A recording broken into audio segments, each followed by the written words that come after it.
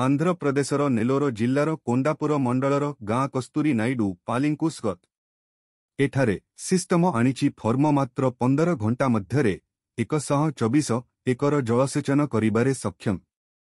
एही अभिनव केन्द्र पिभट जलसेचन व्यवस्था विषय अधिक जानिबा पई कृषक श्रीशंकर भर्मांक सह कथा हेब। आमर क्षेत्रगुड़िकु जलसेचन करिबा पई आम पाखरे विभिन्न सिस्टम अछि जेपरी ड्रप स्प्रिंकलर देशरे उपलब्ध, किंतु गोटिए पर्याୟରେ संचालित भाବରେ जलसेचन करिबाकु अनेक देश दशंधिरु एही चमत्कार जलसेचन प्रणाली व्यवहार करि आसुछन्त।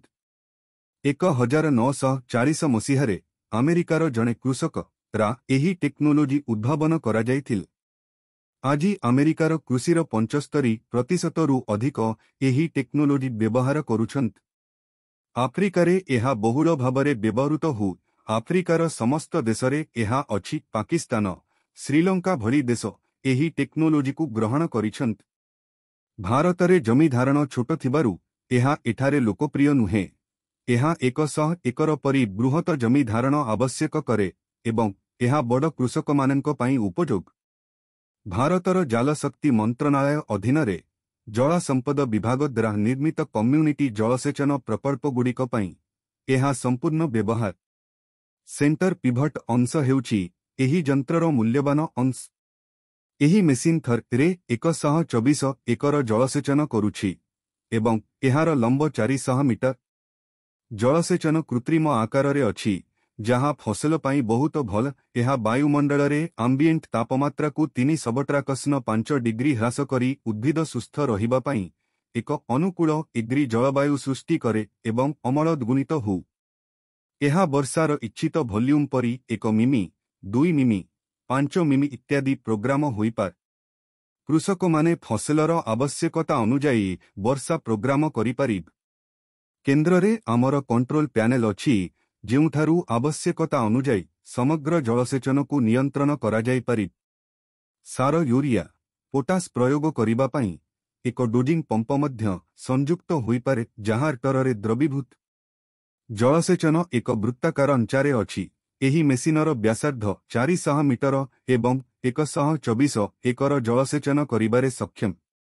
पानी एक केनालरू सांपकु आसुछि सेठारु एहा पंप होइछि जदिओ पिभट चलाइबा पई आवश्यक चाप सहित केन्द्र को पाइपलाइन मेसिन कंपास परी एक वृत्ताकार अंगरे घूर्णन करी। सबसिडी बिना ड्रप सिस्टमर मूल्य 1 एकर पाखापाखि 1000 टंका। एही मेसिनर मूल्य प्राय 1 कोटी टंका जहाँ एकर प्राय 80,000 टंका अट। भारतरे जातीय बिहन निगम राजस्थान बिहन उत्पादन पई सेंटर पिभट जलसेचन मेसिन व्यवहार करुछ। एही यंत्रर जीवन 20 रु 25 वर्ष अट। जदिओ ड्रप प्रारंभरे टिके सस्ता, एथिरे अनेक कार्यक्षम एवं रक्षणाबेक्षण समस्या रहिछि एवं केवल 2/3 वर्ष पर्यंत रही थाए। एहा रोडेंटस पई प्रवृत्त। सेंटर पिभट जदिओ प्रारंभिक मूल्य अधिक, किंतु दीर्घ समय मध्यरे एहा सस्ता हेबा पई काम करे। एहा ऑपरेशनर सहजता, उपभोक्ता बंधुत्व सुविधा प्रदान करे एवं स्थायी अट। एही सिस्टम गत 8 वर्षर व्यवहार रे अछि एवं रक्षणाबेक्षण बहुत कम अट। प्रत्येक स्पानर दैर्घ्य 50 मीटर एवं व्यवधानर मोट दैर्घ्य 400 मीटर अट। तेनु समुदाय 7टी स्पान अछि। प्राय 2 दिन रे गोटिए घूर्णन परी किंबा फसल आवश्यकता उपरे निर्भर करी 15 घंटारे थरे द्रुत गतिरे चलिबा पई यंत्रगुड़िकर गति प्रोग्राम करा जाय पार। एही प्रणाली समस्त प्रकार क्षेत्र फसल जथा मका, आखु, पनीपरिबा, बिहन उत्पादन इत्यादि पई उपयुक्त। दुग्ध फार्मरे चारा पई एहा उत्कृष्ट एवं उत्पादन वृद्धि पई नापियर घासरे मध्य उपयोग। प्रत्येक तु आरंभरे ड्रप सिस्टम रखाजिबो एवं अमल पई शेषरे पुनर्बार रखाजिबो। एही प्रक्रियारे किछि ड्रप नष्ट होई जाए एवं बारंबार मरामती एवं बदल आवश्यक कर। फिल्टर सफा करिबा, लाटेराल लाइन फ्लाश करिबा एवं सबमेन फ्लाश भल्व भरी ड्रप जलसेचन सहित दैनिक ऑपरेशन समस्या रहिछि एवं यह चाषी को जलसेचन सहित बांधी रखे एवं तांकु अन्य कृषि कार्यकलाप को अनुमति दिए नहीं। यह अत्यधिक परिश्रम सेंटर पिभट मेसिन गुडिक इस्पातरे निर्मित एवं 25 वर्षरू अधिक समय धरी रही थाए एवं एहार जीवनचक्र शेषरे स्टील हेतु एहार उच्च स्क्राप मूल्य रहिछ। प्लास्टिक कारणरू ड्रप लैटेराल गुडिक रोडेंटस एवं विकिरण पाई प्रवृत्त।